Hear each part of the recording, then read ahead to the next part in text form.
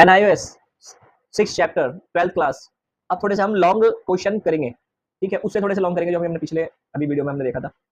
तो पहला जो क्वेश्चन है वो क्वेश्चन ये है, गोल गुम्बद के निर्माण के किन किन सामग्रियों का प्रयोग करा गया। तो देखिए सबसे पहली बात तो जो गोल गुम्बद है वो कर्नाटक में स्थित है, कर्नाटक में बीजपुर शहर में, ठीक है, जिले में। तो स्थित गोल गुम्बद का निर्माण जो है वो बीजपुर के अंतिम अंतिम शाह मोहम्मद आदिल शाह द्वारा कराया गया था।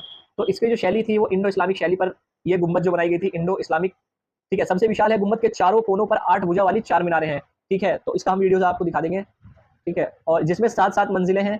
भवन के अंदर का क्षेत्रफल 1600 वर्ग मीटर है। निर्माण सामग्रियों को रूप में पक्की ईंटों का प्रयोग किया गया है। इस गुम्बद का निर्माण 17वीं शताब्दी में हुआ। गुम्बद के अंदर 2 कमरे हैं। इस गुम्बद को आदिल शाह का मकबरा भी कहा जाता है। इस गुम्बद को आदिल शाह का मकबरा भी कहा जाता है क्योंकि इसके अंदर इनकी भी कबर है, आदिल शाह की भी कबर है। क्वेश्चन नंबर 2, बीजपुर के गाल गुम्बद का विशाल गुम्बद दोहरा गुम्बद है। इसको ध्यान में रखकर दोहरे गुम्बद बनाने वाली शैली का रेखांकन वर्णन कीजिए।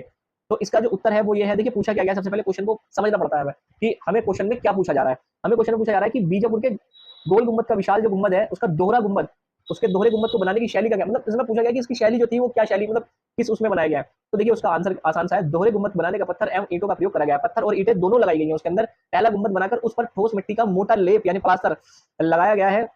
उसके पश्चात ऊपर की बाहरी जो गुम्बद होती है उसकी बाहरी गुम्बद को बनाया जाता है। ईरानी कारीगरों द्वारा पत्थर के टुकड़ों को जोड़ जोड़कर इस गुम्बद को बनाते थे। ईरानी जो लोग थे, ईरान से आए थे, वो क्या करते थे, वो इन पत्थरों को और ईंटों को जोड़ जोड़कर वो अपना तैयार करते थे। तीसरा प्रश्न है, कुतुब मीनार इंडो इस्लामिक शैली का अद्भुत नमूना है, कैसे, ये हमें बताना है कैसे है।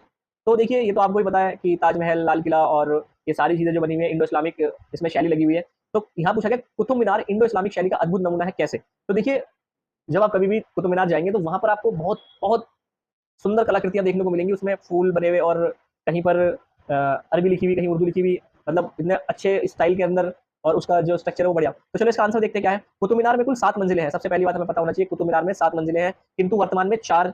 इसका निर्माण कुतुबुद्दीन ऐबक ने शुरू किया था। इस मीनार को कुतुब मीनार कहा जाता है इसलिए क्योंकि यह इंडो इस्लामिक शैली का अद्भुत नमूना है, क्योंकि इसकी जो शंखाकार है, यानी शंखाकार है, इंडो इस्लामिक शैली का अद्भुत नमूना है। छज्जों पर, उसमें छज्जे भी दे रखे हैं बाहर, छज्जों पर सहारा देती हुई मजबूत पट्टियों को ज्यामिति सजावट, अरबी भाषा में खुदी लिखावट इत्यादि के प्रत्यक्ष निर्माण है।